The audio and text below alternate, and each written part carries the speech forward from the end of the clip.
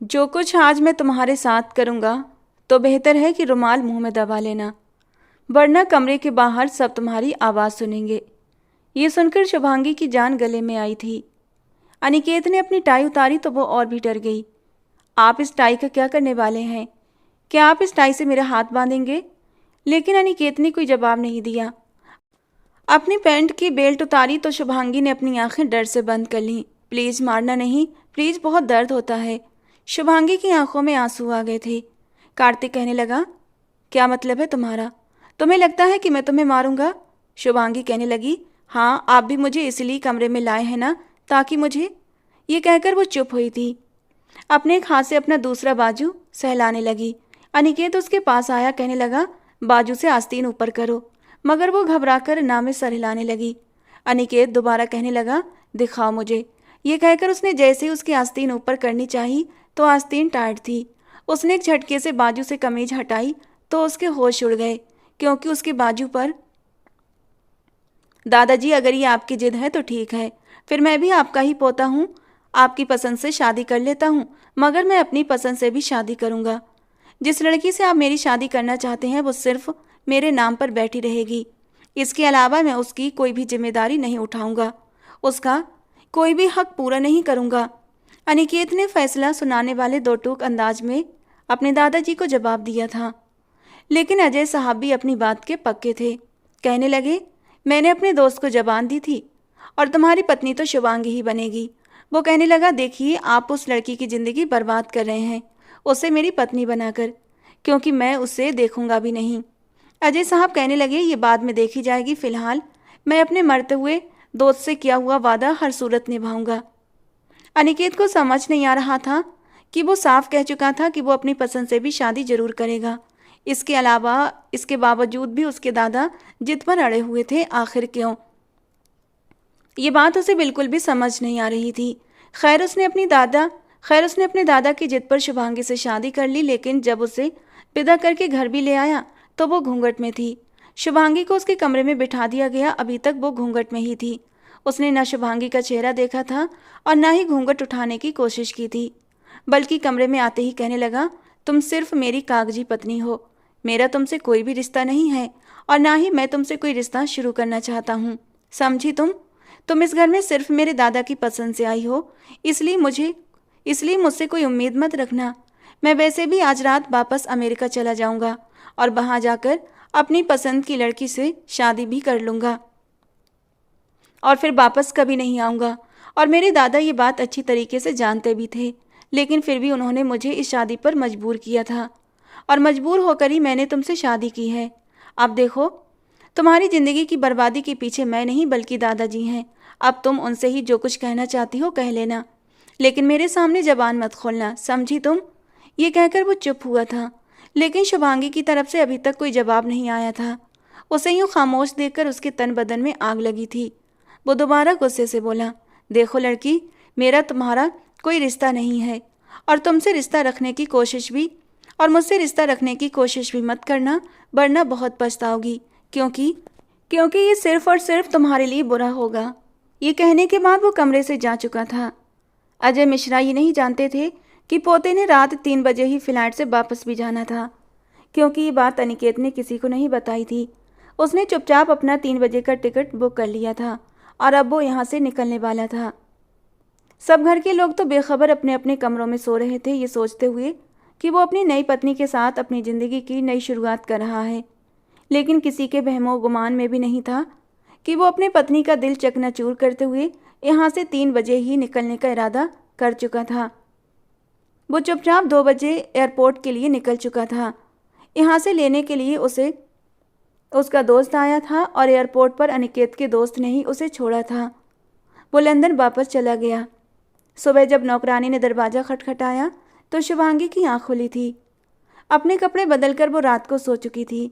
आज से पहले उसने कभी अनिकेत को देखा ही नहीं था, ना ही दिल में उसके लिए कोई जज्बात थे। उसे तो बस सिर्फ एक ऐसा घर चाहिए था जहाँ उसकी इज्जत सेफ रह सके। इसके अलावा उसे और कुछ नहीं चाहिए था।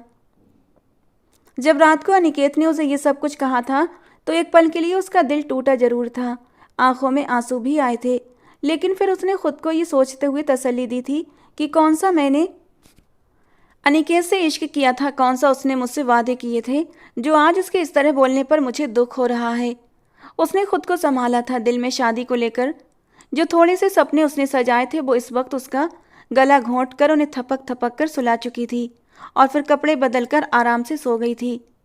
फिलहाल तो उसके लिए यही बहुत था कि उसे रहने के लिए एक घर और उसकी इज्जत बची हुई थी। 2 वक्त का खाना भी मिल जाता, उसे इससे बढ़कर और क्या चाहिए था।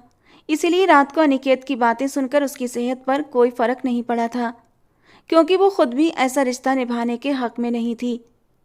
उसके माँ बाप हादसे का शिकार हो गए थे और इस दुनिया से चल बसे थे। उसके बाद वो अपने दादा और दादी के पास रहती थी और दादी ही उसकी जिम्मेदारी उठा रही थीं। लेकिन फिर दादी का साथ भी ज़्यादा लंबे समय तक ना रहा। 1 साल पहले वो भी उसे छोड़कर जा चुकी थीं। उसने तो अभी फर्स्ट ईयर में दाखिला ही लिया था जब दादाजी को भी हार्ट अटैक हुआ था। उनकी तबीयत बहुत ज़्यादा ख़राब हुई, तभी उन्होंने अपने दोस्त अजय मिश्रा को बुलाया था।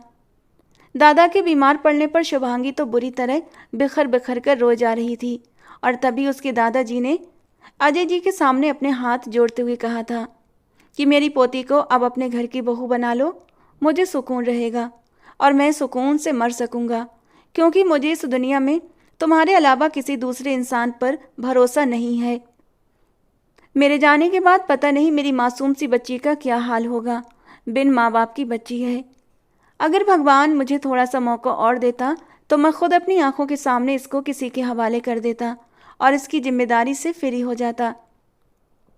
लेकिन अभी छोटी है ये सोचकर मैं टालता रहा। लेकिन मुझे क्या पता था कि मेरे पास इतना ज़्यादा वक्त नहीं है, वरना कम उम्र में ही इसकी शादी कर देता। खैर, भगवान की जो मर्जी। कम उम्र तो यह अभी भी है, लेकिन अब ये ज़रूरी हो गया है कि इसे किसी सुरक्षित हाथों में सौंप दिया जाए और तुम्हारे अलावा मुझे किसी पर इतना भरोसा नहीं। तुमसे मेरी बस यही विनती है और इसे स्वीकार कर लो। इत्तेफाक ऐसा था कि उन्हीं दिनों अनिकेत घूमने के लिए हिंदुस्तान आया हुआ था, सिर्फ और सिर्फ 15 दिन के लिए। 15 दिन के बाद उसे वापस जाना था। वो अमेरिका में रहता था, उसे हिंदुस्तान में रहने का कोई शौक़ नहीं था। वो बचपन से ही अमेरिका में पला बड़ा था और उसे वहीं का माहौल पसंद था। उसके दोनों बड़े भाइयों की शादियां हो चुकी थीं। एक वही रहता था, लेकिन कहता था कि अभी तो लाइफ को एंजॉय करूंगा, अभी मेरी उम्र ही क्या है जो अभी से शादी के बंधनों में बंध जाऊं। हालांकि उसने वहीं अमेरिका में अपने लिए एक लड़की पसंद कर ली थी। वो भी सनातनी ही थी और हिंदुस्तान से ही बिलोंग करती थी।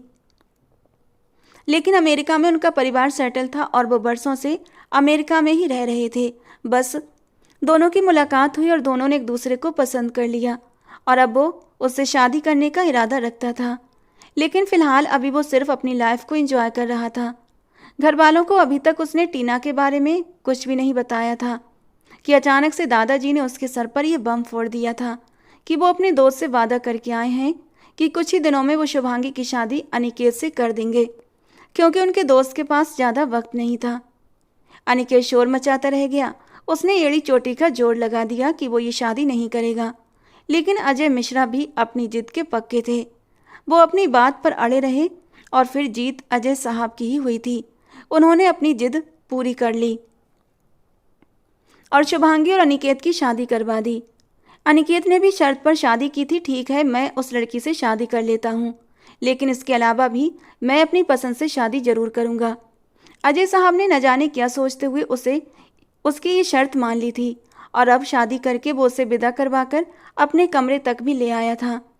लेकिन उसी रात वो वहाँ से अमेरिका के लिए चला गया। उसी शाम को शुभांगी के दादा भी अस्पताल में दम तोड़ चुके थे।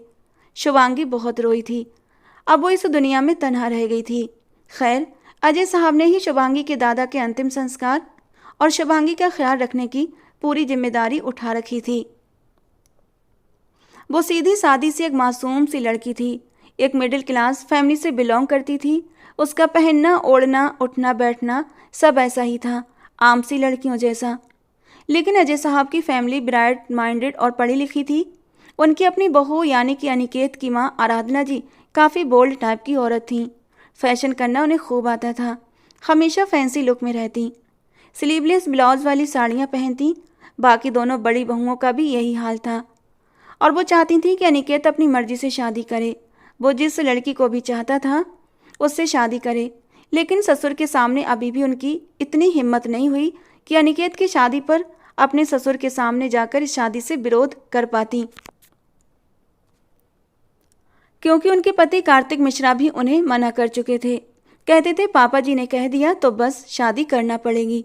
बेशक वो लड़की अनिकेत के नाम पर सारी जिंदगी बैठी रहे, जहाँ 10 नौकरानियां घर में खा पी रही हैं, जिंदगी गुजार रही हैं, एक वो लड़की भी गुजार लेगी, लेकिन मैं अपने पापा के सामने विरोध नहीं कर सकता। शुभांगी को अजय जी के अलावा कोई भी पसंद नहीं करता था। इज्जत देना तो बहुत दूर की बात थी। शुभांगी भी काफ़ी डरी सहमी सी रहती थी। माहौल बिल्कुल अलग था। उसने अपने दादा के घर में बहुत से परिंदे पाले हुए थे, मुर्गी के बच्चे, चिड़ियाँ वगैरह। सारा वक्त उन्हीं के साथ गुजरता था उसका। किसी को खाना खिला देती, किसी को दाना डालती, पूरा दिन अपने आप को इन्हीं कामों में बिजी रखती थी। अब ये भी नहीं था कि वो पढ़ी लिखी नहीं थी, 10वीं किया हुआ था और अब वो 11वीं क्लास में पढ़ रही थी कि अचानक से दादाजी की तबीयत बिगड़ गई थी। अजय जी ने वादा तो किया था कि वो उसे आगे भी पढ़ाएंगे। शुभांगी ने अनिकेत को देखा तक नहीं था, इसलिए उसके दिल में अनिकेत के लिए ऐसे कोई जज्बात भी नहीं थे। 3 दिन तो शुभांगी को खाने पीने का भी होश नहीं था, बस अपने दादा को याद करके रोती रहती थी। घर में फिलहाल किसी ने उसे कोई काम नहीं कहा था। एक कमरा उसे दिया गया था, वो वहीं रहती थी। कुछ दिन तो नौकरानी ही कमरे में उसे खाना दे जाती थी, और फिर जैसे ही अनिकेत लंदन चला गया था, आराधना जी ने उसका कमरा भी बदल दिया था। कहने लगी, तुम इस कमरे में रहा करो, वो अनिकेत का कमरा है और अब वो बंद रहेगा, क्योंकि उसके बहुत से ज़रूरी कागजात वहाँ पर पड़े रहते हैं। खैर 8 दिन गुजरने के बाद अजय जी ने शुभांगी को कॉलेज में दाखिला करवा दिया। अब वो ड्राइवर के साथ कॉलेज जाती और वापस आ जाती। कोई भी उसे सीधे मुंह बात नहीं करता था। कार्तिक की दोनों बड़ी भाभियां उसे तिरस्कार की नज़रों से देखती थीं, जैसे वो कोई गिरी पड़ी चीज़ हो। जाहिर सी बात है, जब पति ही पत्नी को शादी की पहली रात यूँ छोड़कर चला जाए और उससे नफरत का इजहार करे, तो उसकी फैमिली उस लड़की को क्या ही इज्जत देगी। शुभांगी बहुत ही खामोश और डरी सहमी सी रहती थी, क्योंकि उसका पहनना ओढ़ना सिंपल सा था। फुल स्लीव्स वाले सूट पहनती और एक बड़े से दुपट्टे में अपने आप को कवर करके रखती थी। जबकि कार्तिक की दोनों भाभियां तो काफ़ी मॉडर्न थीं। कभी कभी मूड होता तो घर में ही जीन्स और शर्ट पहनकर घूमती, दुपट्टा लेना तो उन्हें याद ही नहीं रहता था। खैर कुछ दिन तो ऐसा चलता रहा, लेकिन फिर अजय जी एक बार खुद शुभांगी को मार्केट लेकर गए थे। अच्छे अच्छे ब्रांड के उसे कपड़े दिलवा दिए और कहने लगे कि तुम इस घर की नौकरानी नहीं हो जो इतने सादा और पुराने से कपड़ों में रहती हो। अरे महंगे और अच्छे कपड़े पहना करो, इस घर की बहू हो तुम। एक अजय जी ही थे जो शुभांगी को प्यार भी करते थे और उसकी इज्जत भी करते थे। इसीलिए अपने दिन का ज़्यादातर वक्त वो अजय जी के साथ गुजारने लगी। वो उन्हें दादाजी कहती थी। अजय जी का खाना पीना, उनकी दवाइयों का ख्याल भी वही रखने लगी। एक दिन कहने लगी, दादाजी मुझे परिंदे पालने का शौक़ है, मुझे मुर्गी के बच्चे भी बहुत अच्छे लगते हैं। मेरे दादाजी के घर में ये सब चीज़ें थीं, लेकिन जब मुझे आपके साथ आना पड़ा तो मैं सब कुछ अपनी पड़ोस में अपनी सहेली को देकर आ गई थी। क्या मैं यहाँ सब कुछ पाल सकती हूँ? अजय जी प्यार से कहने लगे, क्यों नहीं, पूरी छत खाली है, तुम जितने चाहे परिंदों के पिंजरे कहोगी मैं मंगवा दूंगा। दादाजी की बात सुनकर वो एकदम से खुश हो गई थी और फिर अजय जी ने ऊपर छत पर पिंजरे रखवा दिए, जहाँ ऑस्ट्रेलियन और रंग बिरंगे टाइप के तोते थे। अब शाम का ज़्यादातर वक्त शुभांगी छत पर अपने परिंदों के साथ ही गुजारती थी, जब एक बार अनिकेत से बड़े भाई सागर की नज़र उस पर पड़ी। ये इत्तेफाक था कि वो फ़ोन की सिग्नल न होने की वजह से छत पर आया था और वहाँ फ़ोन पर किसी से बात कर रहा था। जब उसने खिलखिलाती हंसी की आवाज़ सुनी, पलट कर देखा तो एक खूबसूरत लड़की थी, जिसके कमर तक खुले बाल देखकर वो फ़ोन पर बात करना भूल गया था। आज तक उसने शुभांगी को देखा ही नहीं था, बस उसे ये पता था कि अनिकेत की शादी ज़बरदस्ती दादाजी ने एक बेहद गरीब लड़की से करवा दी है, जो सिर्फ एक कागजी रिश्ता है। वो लड़की से घर में बेजरूरी सामान की तरह ही पड़ी रहेगी। और फिर शुभांगी की भी आदत थी, वो हमेशा अपने कमरे में ही बंद रहती या ज़्यादा से ज़्यादा दादाजी के कमरे में चली जाती। बेकार का ना तो वो कभी किचन में जाती, ना बाहर हॉल में जाती और ना ही कभी लॉन में जाती थी। जब से उसने परिंदे लिए थे तब से बस छत पर आ जाती थी। सुबह कॉलेज जाना और कॉलेज से आते ही अपने कमरे में बंद हो जाना, यही उसका रूटीन था। और इसीलिए सागर ने उसे आज से पहले कभी नहीं देखा था। अब इस वक्त तो वो परिंदों से बातें कर रही थी, उन्हें दाना डालकर दे रही थी और उनसे ऐसे ऐसे बातें कर रही थी जैसे वो उसकी बात समझ रहे हों। परिंदों से बातें करते हुए न जाने उसे क्या याद आया था कि वो खुद ब खुद जोर से खिलखिलाकर हंस पड़ी थी। कुछ देर तक वो उस लड़की को बड़ी मदहोशी की हालत में देखता रहा। वो लड़की हिंदुस्तानी हुस्न से मालामाल थी, सादगी में भी कमाल का हुस्न रखती थी। सागर ने फ़ोन जेब में रखा और धीरे धीरे चलता हुआ बिल्कुल शुभांगी के पीछे खड़ा हो गया। कहने लगा, ए लड़की, क्या कर रही हो यहाँ? अपने पीछे से एक भारी मर्दाना आवाज़ सुनकर शुभांगी बुरी तरह से उछली थी। जैसे ही पलटकर देखा तो बुरी तरह से घबरा गई। जल्दी से दुपट्टा सही किया और खुद में हिम्मत जमा करते हुए बोली, वो सागर भाई, मैं तो यहाँ। लेकिन आगे कुछ नहीं बोल पाई। उसको पता था कि सागर और गगन अनिकेत के बड़े भाई हैं। वो कहने लगा, यहाँ क्या कर रही हो और कौन हो तुम, और मैं तुम्हारा भाई कहाँ से हो गया? वो अभी भी ठीक से ये नहीं जान पाया था कि ये लड़की वही है जो अनिकेत की पत्नी है, या फिर कोई और है, या कोई नौकरानी है। वो जल्दी से कहने लगी, वो आप रिश्ते में मेरे जेठ जी लगते हैं, तो मैं आपको भाई ही कहूँगी ना। ये सुनकर सागर हंसने लगा। कहने लगा, कौन से जेठ जी? जब मेरा भाई तुम्हें अपनी पत्नी ही नहीं मानता तो मैं तुम्हारा जेठ कहाँ से हो गया? ये कहकर उसने जल्दी से शुभांगी का हाथ पकड़ लिया। उसकी इस हरकत पर शुभांगी तो दंग रह गई। उसके मजबूत हाथ में शुभांगी का नाजुक सा हाथ दबकर रह गया था। वो छुटाने की कोशिश करने लगी, लेकिन उसने अपनी पकड़ सख्त कर ली। शुभांगी तो बुरी तरह से घबरा गई। कांपते हुए शब्दों में कहने लगी, ये आप क्या कर रहे हैं? मेरा हाथ छोड़ दें। जबकि वो उसके हाथ को और भी मजबूती से दबाते हुए कहने लगा, अगर तुम चाहो तो मैं तुम्हें खुश कर सकता हूँ। मुझे पता है कि वो शादी की पहली रात ही तुम्हें यूं ही तरसता हुआ छोड़कर चला गया था। आखिर को तुम एक जवान खूबसूरत लड़की हो, तुम्हारे भी जज्बात मचलते होंगे। मैं तुम्हारे जज्बातों को सुकून पहुंचा सकता हूँ। आखिर तुम सारी ज़िंदगी मेरे भाई के नाम पर कैसे गुजार सकती हो? अनिकेत तो अमेरिका से वापस आने का इरादा ही नहीं रखता, और इस जवानी में अपने जज्बातों को संभालना किसी भी लड़की के लिए मुमकिन बात नहीं है। इसीलिए और फिर देखो, किसी को कानो कान खबर भी नहीं होगी। ऐसी बातें वो पहली बार सुन रही थी, और ये बातें सुनकर वो बुरी तरह से डर गई थी। जल्दी से अपना हाथ खींचकर छुड़ाया और सीढ़ियाँ फलांगते हुए नीचे उतरी और अजय जी के कमरे में चली आई। वो इस वक्त सो रहे थे। उसका दिल जोर जोर से धक धक कर रहा था। अपने हाथों पर सागर की पकड़ से उसे अपने हाथ पर चींटियाँ सी रेंगती महसूस हो रही थीं। बेबसी के एहसास से उसकी आंखों से आंसू बह रहे थे। उसने सोचा भी नहीं था कि इस घर में उसकी इस तरह की बातें सुननी पड़ेंगी, जिसे वो अपने लिए एक सुरक्षित जगह समझ रही थी। उसने अपनी सिसकियों को अपने मुंह पर हाथ रखकर जबरदस्ती अंदर ही अंदर दबा लिया था। वो समझ नहीं पा रही थी कि उसे ये बात अजय जी को बतानी चाहिए या नहीं बतानी चाहिए। अगले दिन जैसे ही वो कॉलेज से घर वापस आई तो काफ़ी चुपचाप सी थी। रात के खाने पर सब लोग टेबल पर होते थे, लेकिन वो हमेशा यही करती कि खाना अपने कमरे में खाती या फिर अजय जी के कमरे में खा लिया करती थी। लेकिन आज तो वो भी टेबल पर आकर बैठ गए थे, और फिर शुभांगी को न देखा तो कहने लगे, शुभांगी को बुला कर लाओ, आज से वो हमारे साथ टेबल पर खाना खाएगी। वो तो अपने कमरे में बेचैनी से इधर से उधर टहल रही थी। नौकरानी ने आकर कहा कि दादाजी तुम्हें खाने की टेबल पर बुला रहे हैं, तो उसके दिल में एक बेचैनी सी भर गई थी। लेकिन वो दादाजी के हुक्म को टाल नहीं सकती थी। भारी मन के साथ वो अपने कमरे से बाहर आ गई। दादाजी टेबल पर अपनी चेयर पर बैठे थे। कहने लगे, आ जाओ शुभांगी बेटा, इधर आओ, हमारे साथ बैठकर खाना खाया करो। हमेशा जब देखो कमरे में बंद रहती हो, थोड़ा बाहर निकलो, हम लोगों से घुला मिला करो, तुम्हें भी अच्छा लगेगा। अजय जी ने उसे अपने बराबर में बिठा लिया और ठीक सामने कुर्सी पर सागर बैठा था और उसी को बड़ी बेबाक नज़रों से देख रहा था। शुभांगी एकदम से कन्फ्यूज सी होने लगी। हालांकि सागर के बराबर में उसकी पत्नी भी बैठी थी, लेकिन नज़रें उसकी शुभांगी पर ही टिकी हुई थीं।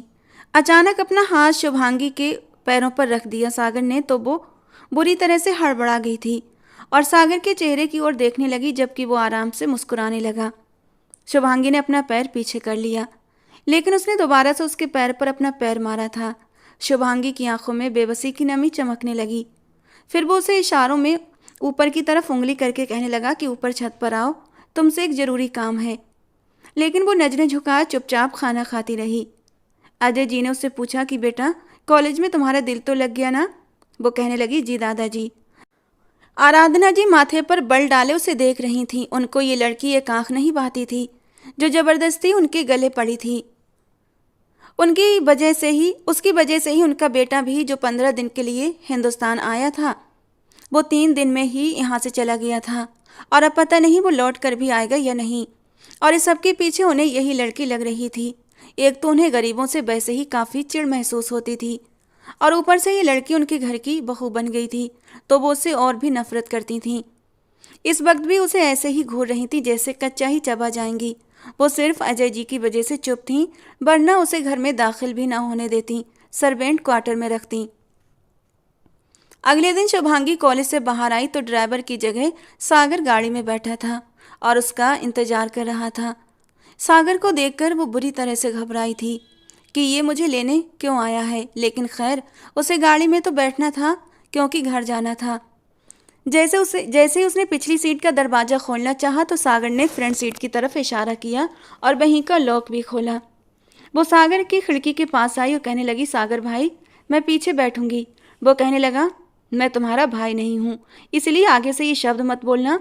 और दूसरी बात, मैं तुम्हारा ड्राइवर भी नहीं हूँ, तो आगे आकर बैठो, तुमसे कुछ बात भी करनी है।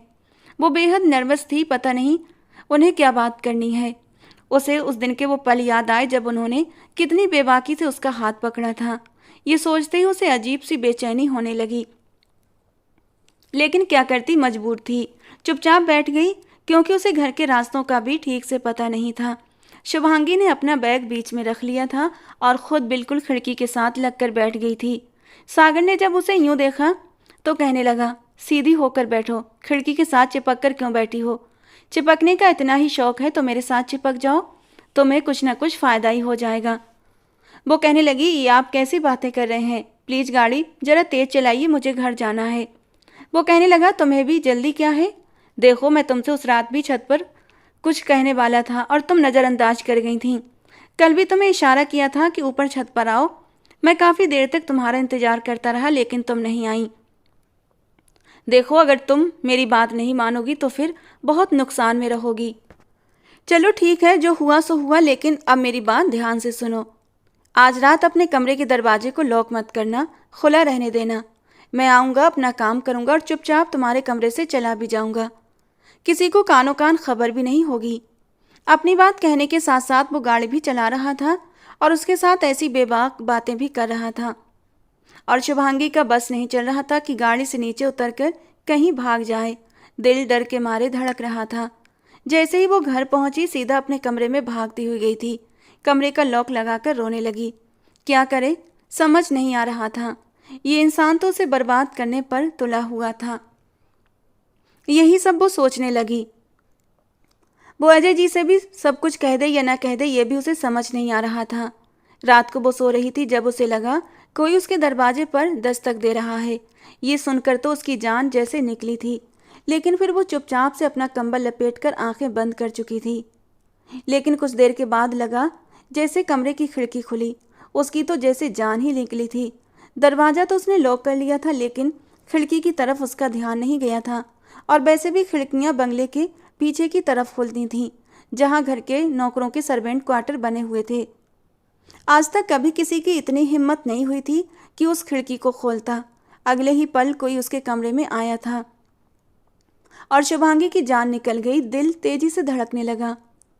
जब उसे सागर की आवाज़ आई, कहने लगा, कहा था ना तुमसे दरवाज़ा लॉक मत करना। तुम क्या समझती हो, तुम दरवाज़ा बंद करोगी तो क्या मैं तुम तक पहुंच नहीं पाऊंगा? वो एकदम से उठकर बैठ गई, अपना दुपट्टा खुद के आसपास लपेटते हुए कहने लगी, भगवान के लिए आप यहाँ से चले जाएं। मैं इस तरह की लड़की नहीं हूँ। लेकिन सागर ने उसकी बात को अनसुना करते हुए अपनी जेब से सिगरेट निकाला और सुलगाने लगा। कहने लगा, लेकिन मैं तो इसी टाइप का आदमी हूँ। तुम्हें पता है, इस बंगले की कई नौकरानियों को मैं ऐसे ही खुश करता हूँ, साथ में उन्हें पैसे भी देता हूँ। उसने अपनी एक आंख बिंक करते हुए कहा। वो कहने लगी, मैं आपकी बहनों जैसी हूँ, प्लीज़ ऐसा मत करो। आपके छोटे भाई की इज्जत हूँ, भगवान के लिए आप यहाँ से चले जाएं। सागर की बातें सुनकर वो डर गई थी। कहने लगा, चलो शाबाश, मुझे खुश करो, मैं तुम्हें खुश करूँगा। मैं जानता हूँ तुम भी इन पलों के लिए तरसी हुई हो, लेकिन बस कहने से डरती हो, तो डरो मत, सारा डर अपने दिमाग से निकाल दो। इसके अलावा मैं तुम्हें पैसे भी दूंगा जितने तुम कहोगी। शुभांगी कहने लगी, अगर आप यहाँ से नहीं गए तो मैं शोर मचा दूंगी। ये कहते ही उसने चिल्लाना शुरू भी कर दिया, बचाओ बचाओ। ये सुनकर सागर बुरी तरह से घबराकर उसकी तरफ बढ़ा था, लेकिन वो जल्दी से दरवाजे की तरफ भागी, साथ ही साथ तेज आवाजें भी निकाल रही थी। बचाओ, कोई बचाओ। सागर बुरी तरह से हड़बड़ा चुका था और फिर एकदम से खिड़की से बाहर निकलकर भाग गया। शुभांगी ने जल्दी से आगे बढ़कर सबसे पहले खिड़की बंद की थी और फिर दरवाज़ा खोल दिया। सामने ही आराधना जी खड़ी थी। कहने लगी, क्या हुआ है, शोर क्यों मचा रखा है? शुभांगी अब उन्हें क्या कहती। कहने लगी, मुझे लगा कि मेरे कमरे में कोई है, इसीलिए मैं डर गई थी। ठीक उसी समय लॉन से अंदर सागर दाखिल हुआ। कहने लगा, क्या हुआ, किस बात का शोर है? आराधना जी कहने लगी, पता नहीं, इसे लग रहा है जैसे कोई चोर इसके कमरे में आ गया है। वो कहने लगा, मैं देखता हूँ। फिर वो कमरे में आ गया और हर चीज़ को तहस नहस करके देखने लगा। कहने लगा, यहाँ तो कुछ भी नहीं है, ये लड़की झूठ बोल रही है, जानबूझकर हमें रात को डिस्टर्ब कर रही है। आराधना जी भी गुस्से से कहने लगी, खैर छोड़ो इसे, तुम बताओ तुम इस वक्त कहाँ थे? कहने लगा, मेरा एक दोस्त आया था, उससे मिलने गया था, बस अभी ही आया हूँ कि शोर की आवाज़ सुनाई देने लगी। वो झूठ बोल गया था। शुभांगी ने दरवाज़ा बंद करके लॉक कर लिया, लेकिन बाहर आराधना जी से सागर कहने लगा, इस लड़की को क्यों आपने पाल रखा है? अरे इसे नौकरों के साथ क्वार्टर में सुलाया करें। आराधना जी कहने लगी, मेरा बस चले तो मैं ऐसा ही करती, पर तुम जानते हो ना अपने दादा को, उन्होंने इस लड़की को हमारे सर पर हमारी बहू बनाने का ख्वाब देखा है। पता नहीं ये बुढ़ा कब मरेगा, ये मरे तो मैं इस लड़की को इसकी असल औकात दिखा दूं। अंदर बैठी शुभांगी उन दोनों की बातें सुन रही थी और बुरी तरह रो रही थी। सागर ने अगले दिन उसे छत पर परिंदों के साथ बातें करते देखा तो मुंह में डाला हुआ सिगरेट उसके बाजू पर लगा दिया और वो बुरी तरह से बिलबिला उठी। उसकी शर्ट से सुराख हुआ और नरम नाजुक सी स्किन में जलता हुआ सिगरेट अंदर तक धंसता चला गया और शुभांगी बुरी तरह से तड़प कर रह गई। कहने लगी, ये क्या कर रहे हैं आप इंसान हैं या जानवर? अब वो रो रही थी क्योंकि खून भी बहने लगा था, जलन बहुत हो रही थी। वो कहने लगा, ये तो एक डेमो है, अगर तुमने दोबारा चीखने चिल्लाने की कोशिश की तो याद रखना तुम्हारा पूरा वजूद ऐसे ही निशानों से दागदार कर दूंगा और मुझे कोई पूछने वाला भी नहीं। और हाँ, अगर तुमने दादाजी को कुछ भी कहने की कोशिश की, उन्हें कुछ भी बताने की कोशिश की, तो वो दिन तुम्हारा इस घर में आखिरी दिन होगा। तुम कहाँ जाओगी, किसी को कानो कान भी खबर नहीं होगी। यहाँ तुम्हें बचाने वाला कोई नहीं है और तुम्हारा अपना पति तुम्हें छोड़ गया तो हमसे क्या उम्मीद रखती हो? मैं तो तुम पर एहसान कर रहा हूँ, तुम्हारे जज्बात भी ठंडे रहेंगे और तुम इस घर में बसी भी रहोगी, वरना मैं जाकर ड्राइवर माली में से किसी भी नौकर के साथ तुम्हें बदनाम कर दूंगा और दादाजी तुम्हें इज्जत से यहाँ लाए थे ना, वो धक्के देकर निकाल देंगे। ये सुनकर शुभांगी बेहद घबरा गई थी और बुरी तरह डर गई और फिर जल्दी से नीचे चली गई। अपने कमरे में जाकर रोने लगी कि वो किस बड़ी मुसीबत में फंस गई है। अब उसे एहसास हुआ था कि पति पास ना हो और इज्जत ना दे तो औरत को ना तो सुरक्षा मिलती है और ना ही इज्जत मिलती है, बल्कि अपनी इज्जत का डर लगा रहता है। बार बार सागर की जिद बढ़ने लगी थी कि उसकी ख्वाहिश को पूरा करे। जब भी वो मना करती तो वो बहाने बहाने से कभी किचन में चला आता और जलता सिगरेट उसकी कमर पर, कभी उसके गले पर तो कभी उसके बाजू पर लगा देता और वो तड़प कर रह जाती, लेकिन उसे कुछ कह नहीं सकती थी। वो इतनी होशियारी से सब कुछ करता था कि किसी की नज़र में नहीं आता था। वो चाहता था कि शुभांगी अपनी जबान बंद रखे और उसकी बात भी मान ले। एक दिन अजय जी की तबीयत बिगड़ी, उनके सीने में बहुत ही शिद्दत से तेज दर्द उठा था। वैसे भी वो दिल के मरीज थे, अस्पताल जाते जाते ही दम तोड़ चुके थे और उस दिन असल में शुभांगी फूट फूट कर रोई थी, क्योंकि जानती थी अब उसकी ज़िंदगी में कौन सी मुश्किलें आने वाली हैं।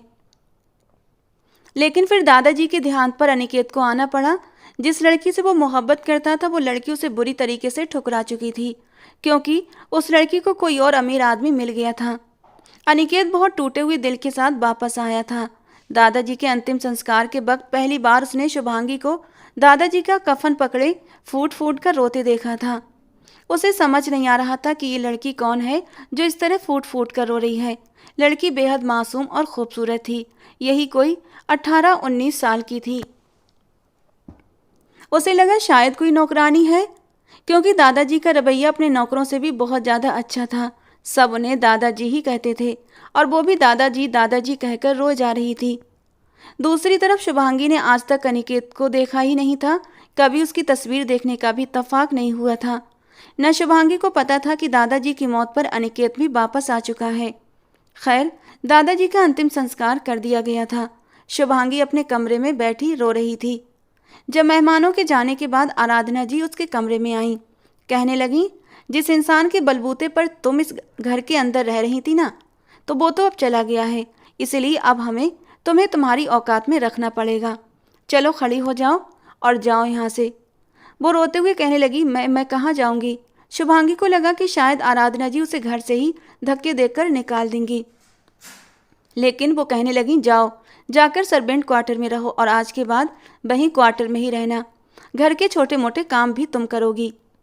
वो अपनी अलमारी से अपने कपड़े और अपनी किताबें, अपना बैग उठाकर बाहर आ गई। नौकरानी ने उसे उसका क्वार्टर भी दिखा दिया था, जहां उसने अपने कपड़े अलमारी में रख दिए। छोटा सा कमरा था, एक चारपाई बिछी हुई थी, एक छोटा सा टेबल और कुर्सी भी थी। टेबल पर उसने अपना बैग रखा। सोचने लगी, पता नहीं अब उसकी ज़िंदगी में और कौन कौन सी मुश्किलें देखनी पड़ेंगी, पता नहीं वो आगे पढ़ भी पाएगी या नहीं। खैर, वो दिन भी गुजर चुका था। घर के छोटे मोटे काम भी वो करने लगी थी। अनिकेत की नज़र एक दिन उस पर पड़ी तो उसे लगा वाकई ये लड़की कोई नौकरानी ही है, लेकिन लड़की थी बहुत खूबसूरत, ये बात उसे मानना पड़ी। अभी तक उसे कहीं भी अपनी पत्नी नज़र नहीं आ रही थी, जिसको उसके दादाजी ने ज़बरदस्ती उसके साथ बांध दिया था। और एक बार उसने आराधना जी से पूछा, कहने लगा, मॉम, क्या वो लड़की वापस चली गई। आराधना जी कहने लगी, कौन सी लड़की। अनिकेत कहने लगा, वही जिसे दादाजी ने मेरी शादी करवाई थी, उनके किसी दोस्त की पोती थी। आराधना जी ने हैरत से उसे देखा, कहने लगी, क्यों, तुमने कभी उसे देखा नहीं। कहने लगा, नहीं, घूंघट में थी, मैं तो दरवाजे से ही उसे कुछ बातें सुनाकर निकल गया था, मैंने उसे नहीं देखा। ये सुनकर आराधना जी ने एक सुकून का सांस लिया। कहने लगी, हाँ, वो लड़की तो तुम्हारे जाने के कुछ ही दिन बाद चली गई थी, किसी लड़के के साथ उसका चक्कर चल रहा था। अनिकेत ने भी दोबारा नहीं पूछा। एक बार सुबह जॉगिंग के लिए अपना ट्रैक सूट पहनकर बाहर निकला तो देखा वही लड़की यूनिफॉर्म में चौकीदार से बातें कर रही थी। कहने लगी, चौकीदार बाबा, मुझे बताए ना, यहाँ मेन रोड से मेरे कॉलेज कौन सी बस जाएगी। चौकीदार कहने लगा, बेटा, मुझे क्या पता तुम्हारा कॉलेज कहाँ है। तभी अनिकेत चलता हुआ उनके पास आया। कहने लगा, आप खुद क्यों नहीं छोड़ देते इसे कॉलेज। अभी तो यहाँ किसी पहरेदारी की भी ज़रूरत नहीं है, जाएं इसे छोड़ कर आएँ। चौकीदार कहने लगा, जी मैं छोड़ आता हूँ। अनिकेत को लगा वो शायद चौकीदार की ही बेटी है। चौकीदार उसे मेन रोड पर ले गया। फिर किसी से पूछा कि गर्ल्स कॉलेज कौन सी बस जाएगी।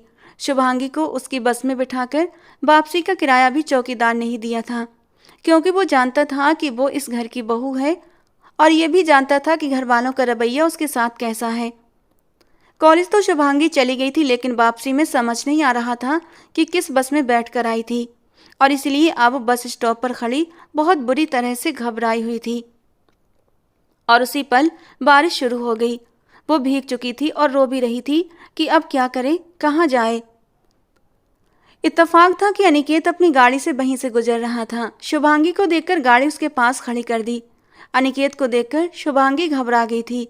उसे नहीं पता था कि वो कौन है, बस ये पता था कि कोई मेहमान उनके घर पर आया है। अनिकेत ने खिड़की का शीशा नीचे किया। कहने लगा, गाड़ी में बैठो, मैं भी जा रहा हूँ। कहने लगी, नहीं नहीं, मुझे किसी के साथ नहीं जाना, बस मुझे बस में बिठा दें। कि घर तक कौन सी बस जाती है, मुझे बस का नाम नहीं पता। कहने लगा, गाड़ी में बैठ जाओ, मैं छोड़ देता हूँ, और वैसे भी मैं भी घर ही जा रहा हूँ। खैर, वो पिछली सीट पर बैठ गई, बेहद घबराई हुई सी थी। अनिकेत उसे लिए जब घर पहुंचा तो लॉन में ही उसकी माँ खड़ी थी। जैसे उन्होंने गाड़ी से उतरते हुए शुभांगी को देखा, तो उस पर चिल्लाने लगीं, कहाँ दफ़ा हो गई थी और तुम किससे पूछकर कॉलेज गई थी। ये सुनकर अनिकेत को कुछ हैरत हुई, क्योंकि उसका बाप चौकीदार तो उसके कॉलेज जाने पर चुप था, लेकिन उसकी माँ क्यों चिल्ला रही थी। कहने लगी, अनिकेत तुम इसे अपने साथ क्यों लेकर आए हो। वो कहने लगा, मॉम इत्तेफाक से मैं वहाँ से गुजर रहा था, इसे बस स्टॉप पर देख लिया, आना तो इसने भी घर था। क्या हुआ मॉम। कहने लगी, कुछ नहीं, तुम अंदर जाओ। अनिकेत अंदर की तरफ जाने लगा, तभी उसकी माँ ने बड़ी जोर से शुभांगी का कान पकड़कर मरोड़ दिया कि वो तड़प कर रह गई थी। अनिकेत अंदर चला गया था। उसे घर के मामलों में बोलने का कोई शौक नहीं था। अब वो देखता था कि उसकी माँ उस लड़की पर हर वक्त की चीख पुकार करती रहती हैं। पता नहीं उस लड़की को काम करने नहीं आता था या क्या था। खैर वो अपने पापा के ऑफिस में आने जाने लगा था। पता नहीं क्यों उसे शुभांगी इतनी भी कसूरवार नहीं लगती थी, लेकिन घर की नौकरानी थी, इसीलिए वो कुछ नहीं बोलता था। एक बार वकील साहब ने उनके सर पर आकर बम फोड़ दिया। उस दिन संडे था और सब लोग घर पर ही थे। दोपहर का समय था जब अचानक ही वकील साहब घर चले आए थे। वकील को देखकर घर के सब लोगों के चेहरे पर एक मुस्कान आई थी। जानते थे अब दादाजी की छोड़ी हुई जायदाद उनके हाथों में आने वाली है। जबकि वकील साहब कहने लगे, अजय मिश्रा साहब ने अपनी वसीयत लिखवाई थी और कहा था कि बाद में सबको सुना दूं। मैं ये वसीयत आपके घर में बैठकर सब लोगों के सामने ही सुनाऊंगा, इसीलिए मैं आपके घर आया हूँ। अब सब लोग बैठे थे सिवाय शुभांगी के। अनिकेत को तो यहाँ तक नहीं मालूम था कि जिससे उसने शादी की है उसका नाम शुभांगी है। वकील साहब कहने लगे, क्या सब मौजूद हैं। तो आराधना जी कहने लगी, हाँ जी सब मौजूद हैं। वकील साहब आपने जो कहना है वो कहें। वो कहने लगा, ये शुभांगी कौन है।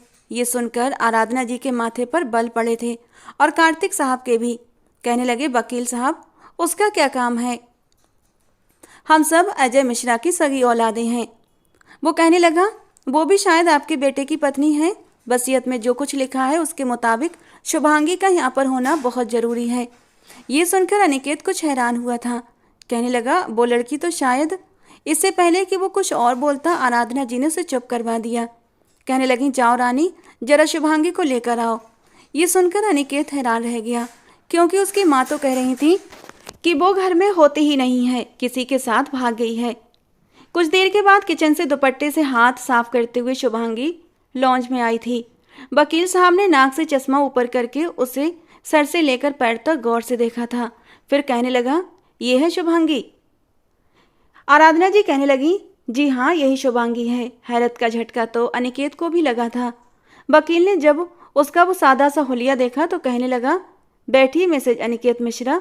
शुभांगी बेहद नर्वस थी। आराधना जी की तरफ देखने लगी, जिनके माथे पर बल उसे देखते ही पड़ जाते थे। कहने लगी, बैठो। कुर्सी पर वो वकील साहब के सामने रखी कुर्सी पर बैठ गई। अनिकेत बिना आंखें झपकाए उसे ही देख रहा था। वकील ने कहा कि अजय साहब ने अपनी सारी जायदाद इस लड़की के नाम पर कर दी है। ये सुनना था कि वहां पर मौजूद सब लोगों के होश उड़ चुके थे। कार्तिक साहब गले के बल चिल्लाए थे, पापा जी ऐसा कैसे कर सकते हैं। सबको ये हैरत का बहुत जोरदार झटका लगा था। वकील साहब कहने लगे, जब तक ये लड़की नहीं चाहेगी अपनी जायदाद किसी के नाम नहीं कर सकती, अपने पति के नाम भी नहीं। जब तक इस लड़की के साइन नहीं होंगे बैंक से ना तो आप पैसे निकाल सकते हैं और ना ही कोई और इस्तेमाल कर सकता है। और अगर इस लड़की के साथ किसी ने किसी भी तरह की ज़बरदस्ती करने की कोशिश की तो नतीजा बहुत बुरा निकल सकता है। ये चाहे तो आप सब लोगों को बेदखल भी कर सकती है, क्योंकि ये मालिक है। और तो और ये लड़की इस बंगले की भी मालिक है जिसमें अभी आप सब लोग बैठे हुए हैं। ये सुनकर सबके होश उड़ गए। फिर वकील साहब कहने लगे, शुभांगी जी बताइए, आप इस घर में खुश तो हैं ना, आपको यहाँ पर कोई तकलीफ तो नहीं। शुभांगी ने कोई जवाब नहीं दिया। फिर कहने लगे, ये अनिकेत कौन है। अनिकेत भी सामने आ गया। अब तक की सूरत हाल से वो हैरान और बुरी तरह बेचैन था। वकील साहब कहने लगे, आपके दादाजी की वसीयत के अनुसार आपकी पत्नी आपके साथ आपके कमरे में रहेगी और आप उसकी किसी भी तरह की नाइंसाफ़ी नहीं करेंगे। अगर ये लड़की आपके बच्चे की माँ बन गई तो प्रॉब्लम सॉल्व है, और अगर नहीं बनी तो जब तक कि आपके बच्चे की माँ नहीं बन जाती आप सब लोग फूटी कौड़ी भी इस्तेमाल नहीं कर सकते बिना इसकी मर्जी के। फिर वकील साहब कहने लगे, आप इस लड़की के पति हैं, इसलिए इसको इस घर में इज्जत दिलाना आपकी जिम्मेदारी है।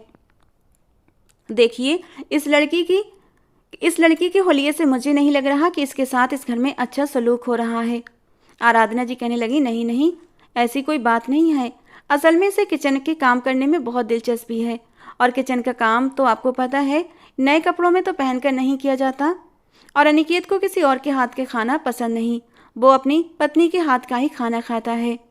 अनिकेत को पहली बार पता चला कि वो उसकी पत्नी है, वरना वो तो उसे घर की नौकरानी ही समझ रहा था।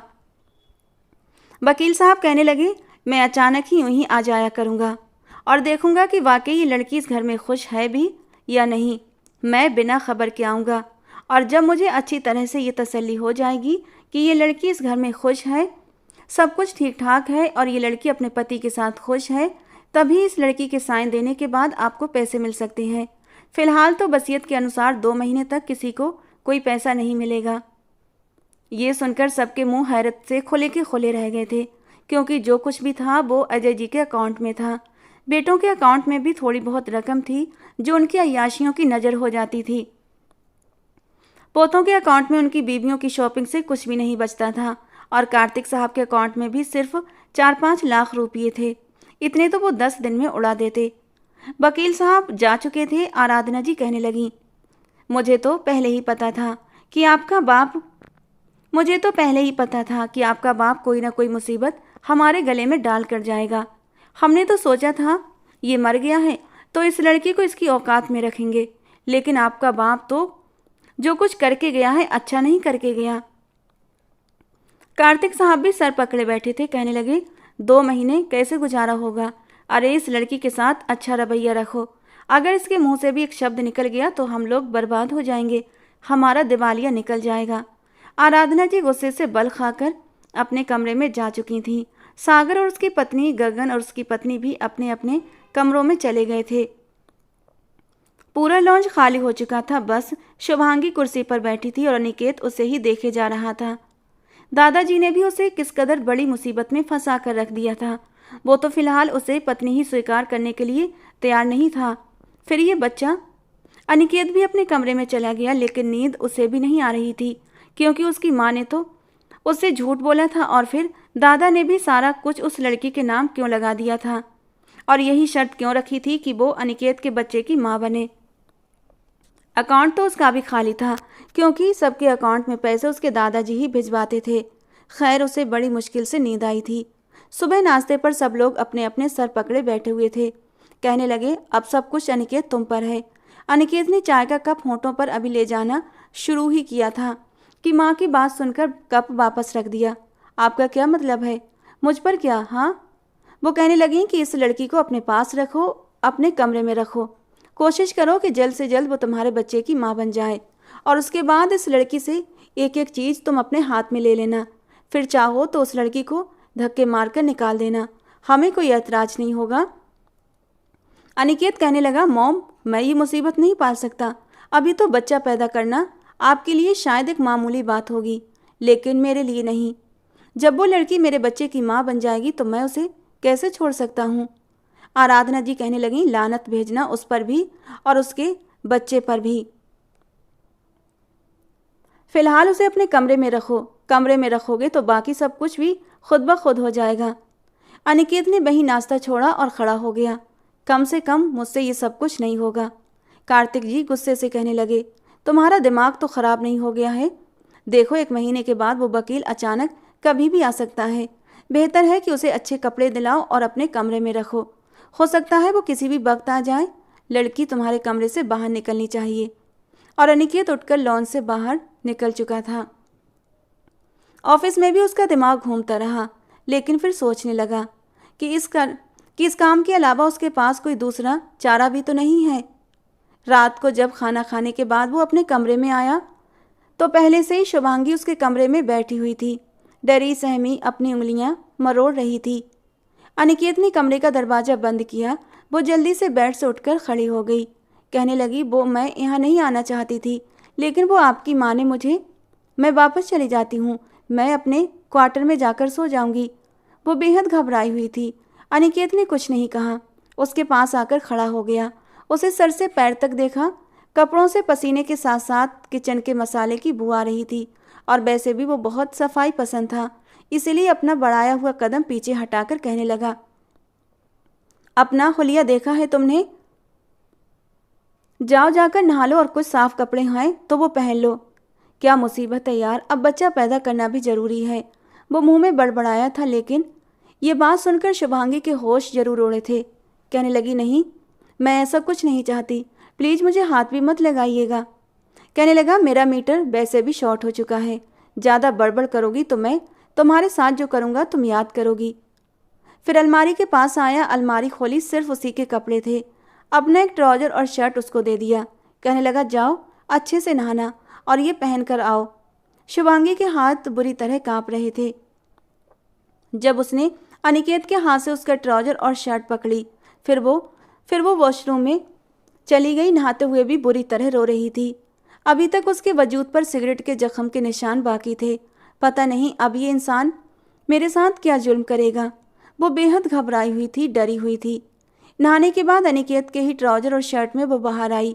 उसके लंबे घने गीले बाल देखकर अनिकेत उसके करीब ड्रेसिंग टेबल से स्प्रे की बोतल पकड़ी और शुभांगी पर स्प्रे करने लगा। वो कई कदम पीछे हटी थी, लेकिन वो आधी बोतल से ज़्यादा उसे नहला चुका था।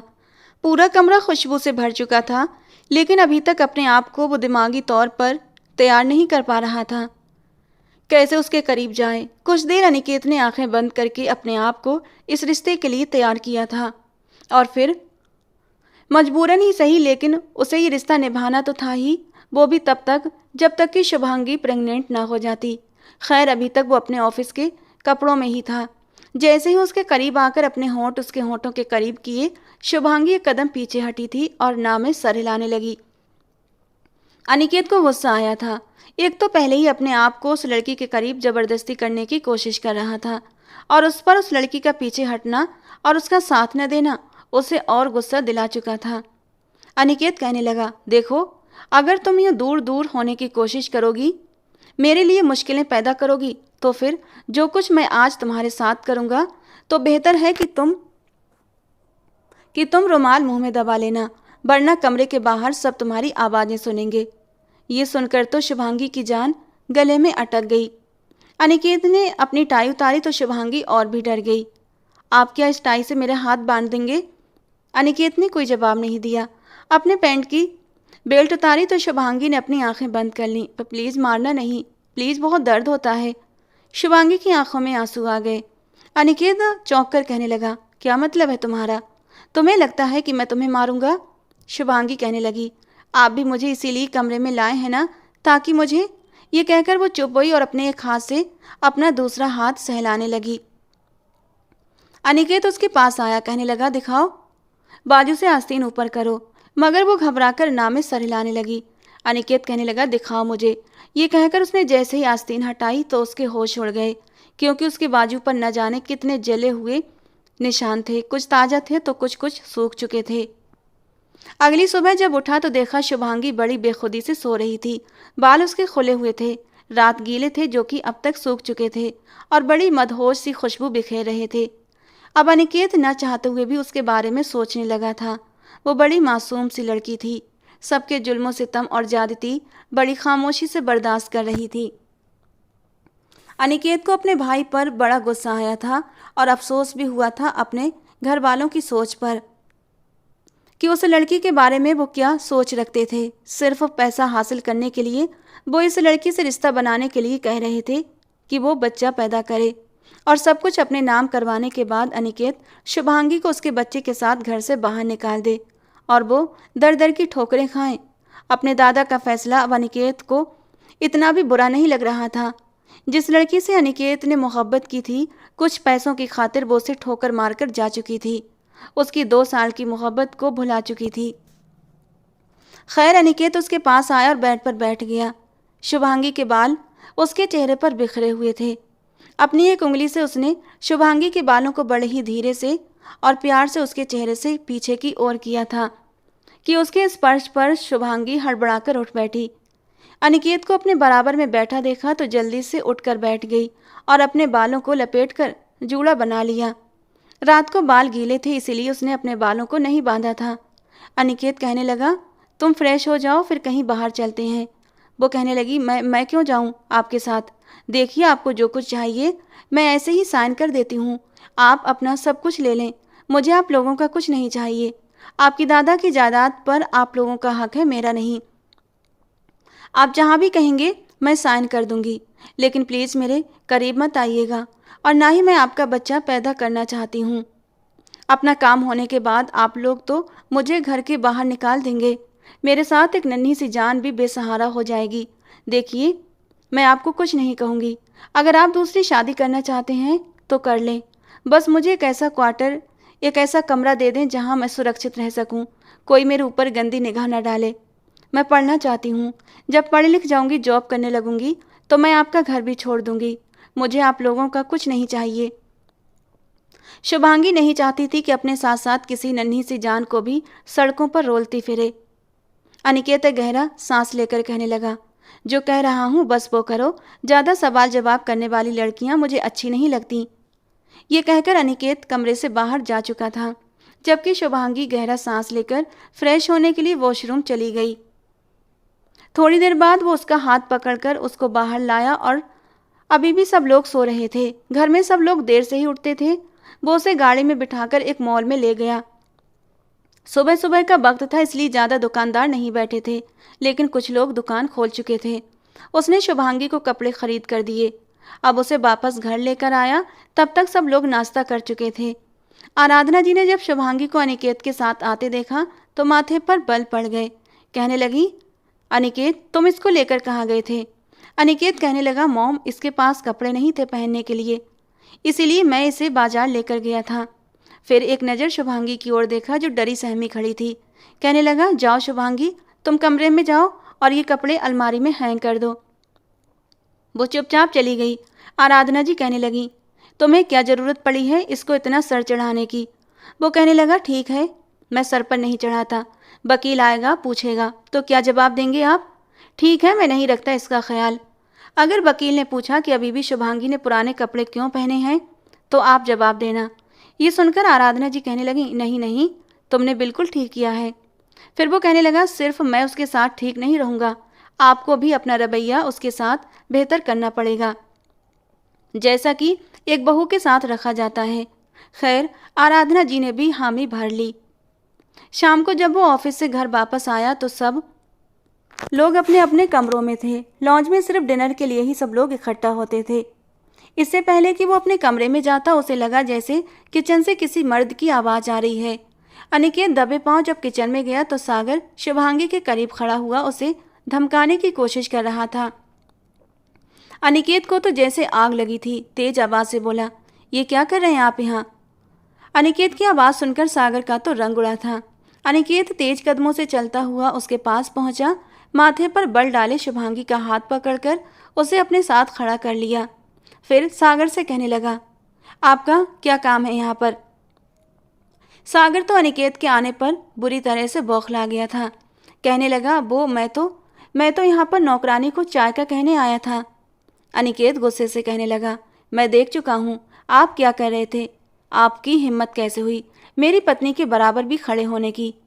देखिए सागर भाई, मैं आपकी पत्नी की बहुत इज्जत करता हूँ। आज तक मैंने कभी आपकी पत्नी को या फिर गगन भाई की पत्नी को आंख उठाकर भी नहीं देखा। उन्हें अपनी बहनें समझता हूँ। तो मेरी पत्नी पर भी अगर किसी ने गलत नज़र डाली तो मैं भूल जाऊँगा कि मेरा आपसे रिश्ता क्या है। खबरदार, जो मैंने आपको आइंदा शुभांगी के पास भी देखा, आपका कोई हक नहीं है कि आप यहाँ पर खड़े हैं। और किचन में तो औरतों का काम होता है, मर्दों का नहीं। बहुत ही बुरे तरीके से अनिकेत ने सागर से बात की थी। सागर हैरान रह गया था। उसे उम्मीद नहीं थी कि सागर यूं भी उससे बात कर सकता है। वो जल्दी से बाहर निकल गया। अनिकेत शुभांगी से कहने लगा, दोबारा ये इंसान तुम्हें कुछ भी कहे तो इसके मुंह पर थप्पड़ मार देना, बाकी मैं सब संभाल लूँगा। शुभांगी तो उसे हैरत से देखे जा रही थी। पहली बार लगा कि वाकई कोई है जो उसकी हिफाजत करने वाला है। फिर अनिकेत कहने लगा, तुम यहाँ क्या कर रही हो? जब मेरी दोनों बड़ी भाभियाँ किचन में नहीं आती, कोई काम नहीं करती, पानी तक खुद से नहीं पीती, तो तुम इस घर की नौकरानी नहीं हो। चलो कमरे में। तुम भी घर की नौकरानियों को ऑर्डर दिया करो, यहाँ किचन में काम तुम नहीं करोगी। वो उसका हाथ पकड़कर उसे कमरे में लेकर आ गया था। वो कहने लगा, और ये क्या हुलिया बना रखा है तुमने? मैंने इतने कपड़े किस लिए लेकर दिए हैं? जाओ जाकर साफ सुथरे कपड़े पहनो, तैयार हो जाओ, हम बाहर जाकर खाना खाएंगे। शुभांगी उसे हैरत से देख रही थी। फिर नहा धोकर तैयार हो गई। अपने बालों पर क्लेचर लगाने लगी तो अनिकेत ने क्लेचर उतार कर फेंक दिया। फिर शुभांगी से कहने लगा, ऐसे ज़्यादा अच्छी लग रही हो। फिर वो उसका हाथ पकड़कर सबके सामने से उसे बाहर ले गया। होटल में खाना खाने के लिए बैठे तो उसने मेन्यू कार्ड शुभांगी के सामने रख दिया। कहने लगा, तुम ऑर्डर करोगी? शुभांगी झिझकते हुए कहने लगी, मैंने कभी होटल में खाना नहीं खाया, आपने जो भी मंगवाना है मंगवा लें। अनिकेत कहने लगा, नहीं, आज सब कुछ तुम खुद करोगी। शुभांगी ने ऑर्डर दिया, लेकिन बहुत झिझकते हुए। वापसी पर जब वो घर आया तो सब लोग अपने अपने कमरों में जा चुके थे। अपने कमरे में आते ही अनिकेत ने दरवाज़ा बंद कर लिया और शुभांगी का बाजू पकड़कर उसे अपने करीब खींच लिया। फिर उसे अपनी बाहों के हिसार में ले लिया। वो बुरी तरह से घबराई हुई थी। अनिकेत कहने लगा, बहुत खूबसूरत लग रही हो, तुम्हारे बाल, माय गॉड, मुझे अच्छा खासा तुम्हारा दीवाना बना चुके हैं। ये कहते हुए वो उसे अपने साथ लगा चुका था। फिर धीरे धीरे उसके होंठों को अपनी पकड़ में लेने लगा, लेकिन शुभांगी घबरा रही थी। उसके सीने पर हाथ रखकर शुभांगी उसे पीछे हटाने लगी। प्लीज़ मेरे साथ अभी ऐसा कुछ ना करें। अनिकेत कहने लगा, क्यों ना करूं, मेरा तो आज ही मूड है तुम्हारे साथ ऐसा वैसा करने के लिए, और तुम मेरी पत्नी हो, मुझे अच्छी लग रही हो, दिल चाह रहा है तुम्हारे साथ सारी हदें पार करने का। शुभांगी कहने लगी, सब कुछ करने के बाद आप मुझे छोड़ देंगे? प्लीज़ मुझे अपनी मोहब्बत का चस्का मत लगाएं तो बेहतर होगा। फिर जब आप मुझे छोड़ देंगे तो मुझे बहुत तकलीफ़ होगी। अभी भी अनिकेत का हाथ उसकी कमर पर था, लेकिन वो उसके सीने पर अपने दोनों हाथ रखे उसे खुद के करीब होने से रोक रही थी। अनिकेत कहने लगा, कौन कमबख्त तुम्हें छोड़ना चाहता है? मैं तुम्हें कभी नहीं छोड़ूंगा। और फिर अगले ही पल शुभांगी के दोनों हाथ अपने आप से हटाकर वो उसे अपने करीब खींच चुका था। फिर बेखुदी से अपने होठों को उसके गले पर रखने लगा। फिर उसे गोद में भरता बेड पर लिटा चुका था। शुभांगी समझ नहीं पा रही थी, क्या वाकई वो इतनी खुशनसीब है या फिर अनिकेत उससे झूठ बोल रहा है। लेकिन फिर अनिकेत की बढ़ती शरारतों को वो रोक नहीं पाई। जिस तरह से वो अपनी शिद्दतें उस पर लुटा रहा था, वो भी उसमें पिघलने लगी थी। सुबह का सूरज दोनों के लिए ही खुशियां लेकर आया था। शुभांगी शर्म के मारे अनिकेत से नज़र नहीं मिला पा रही थी।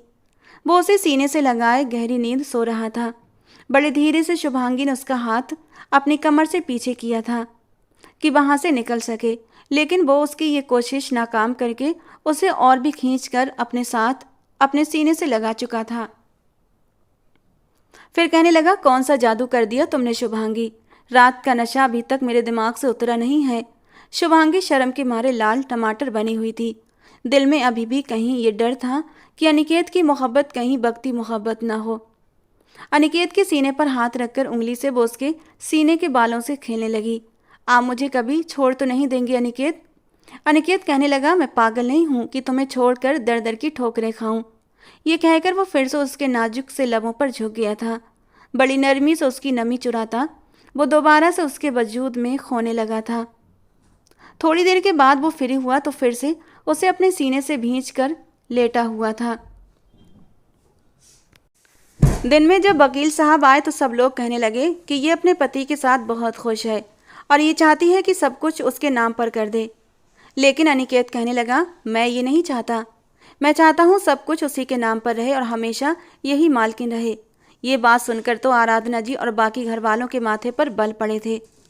वो कहने लगा, दादाजी ने अगर सब कुछ उसके नाम किया था तो कुछ सोच समझ कर ही किया होगा। वकील साहब मुस्कुराए थे और शुभांगी के चेहरे की चमक भी उन्हें बता रही थी कि वो अपने पति के साथ खुश है। वो चले गए तो आराधना जी कहने लगी, ये क्या कहा तुमने? वो कहने लगा कि मैं जो कुछ भी कह रहा हूँ बिल्कुल ठीक कह रहा हूँ। ये लड़की मेरी पत्नी है और मैं इसे कभी नहीं छोड़ूंगा। मुझे इससे मोहब्बत हो गई है। मुझे पैसा नहीं चाहिए। आराधना जी कहने लगी, लेकिन हमें चाहिए। वो कहने लगा, तो ठीक है, जब मेरा बच्चा होगा तो मैं कानूनी तौर पर जो कुछ आपका था आपके हवाले कर दूंगा। वैसे भी अमेरिका में मेरी अच्छी जॉब लग चुकी है। मैं अपनी पत्नी को लेकर अमेरिका चला जाऊंगा।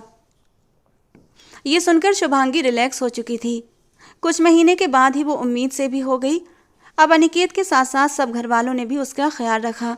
बेशक उनका मकसद पैसा था। और फिर जैसे ही अनिकेत के घर बेटा पैदा हुआ, शुभांगी ने सब कुछ अपनी सास और ससुर के नाम कर दिया। और फिर अनिकेत उसे लेकर अमेरिका चला गया। उसकी वहाँ पर एक बहुत अच्छी जॉब लग चुकी थी। अब वो दोनों एक दूसरे के साथ बहुत खुश थे। 2 साल गुजर चुके थे उनकी शादी को, लेकिन अब भी अनिकेत की मोहब्बत में कमी नहीं आई थी। सबसे पहले आते ही अपने बेटे को गोद में उठाता, उसे प्यार करता और फिर किचन में उसके लिए खाना बनाती, अपनी पत्नी की गालों को प्यार से छूता। जबकि शुभांगी हंसते हुए कहती, क्या आप भी आते ही शुरू हो जाते हैं? पहले मुझे नहा तो लेने दिया करें, फिर कहेंगे कि पसीने की बू आती है। वो कहने लगा, नहीं, अब तो ये पसीने की बू भी अमृत की बू लगती है, आदत हो गई है। फिर तुम मेरे लिए ही तो ये पसीना बहा रही हो, अच्छा अच्छा खाना बनाती हो मेरे लिए। दोनों ही एक दूसरे की मोहब्बत में अपनी ज़िंदगी के सफ़र में आगे की ओर बढ़ते जा रहे थे। तो दोस्तों, आज की हमारी ये कहानी आपको कैसी लगी कमेंट बॉक्स में ज़रूर बताना। पसंद आई हो तो प्लीज़ लाइक करना। रोज़ ऐसी और कहानियाँ सुनने के लिए हमारे चैनल को सब्सक्राइब करना। मिलते हैं दोस्तों अगली किसी नई और रोमांटिक सी कहानी के साथ।